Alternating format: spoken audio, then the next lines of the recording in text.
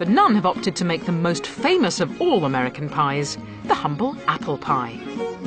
This ironically blossomed from the fussy eating habits of the first British settlers in the early 1600s.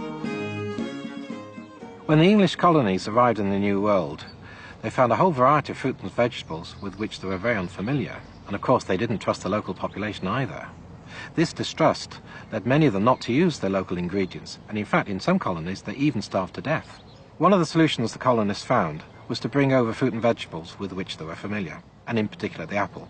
So they brought apple seeds all the way from the Old World to America and planted orchards. These thriving orchards became vital to the colonists' survival, and in the 1640s they were written into law, with the state of Virginia insisting that all land holdings above a certain size include an apple orchard. Soon apple orchards were spreading right across the United States, and they were helped by early pioneers such as Johnny Appleseed. From 1775 onwards, he crisscrossed the United States, taking apple seeds from cider presses and scattering them all over the country. It took 10 years before the first orchards bore fruit, but when they did, one of the first ways in which the colonists celebrated their bountiful harvest was by baking apple pies. You have the first apple harvest after 10 years, and it's wonderful because it's a sign that they've established themselves. The nation is growing the same way the fruit trees are growing. They do the harvest. It's a fantastic triumph, and the ultimate thing they can do to celebrate is to make apple pies, because it was the only thing you could really make in these really primitive ovens and kettles that they had. Not cakes, but pies. The apple pie was fast becoming the iconic American dish, and it didn't remain the preserve of the British settlers for long, but was adapted to suit the vast array of culinary tastes that formed America.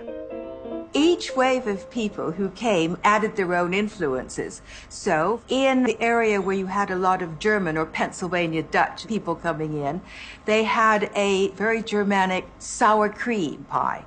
Then, as the apple moves into the Midwest, you have the Scandinavian version, which is an apple pie, but it's open, and it has a crunchy crust with chopped walnuts and lots of cinnamon, but it's still an apple pie. These pies, from that moment, became the image of America the nation, self-sufficiency, colonial beginnings, and most of all, mom.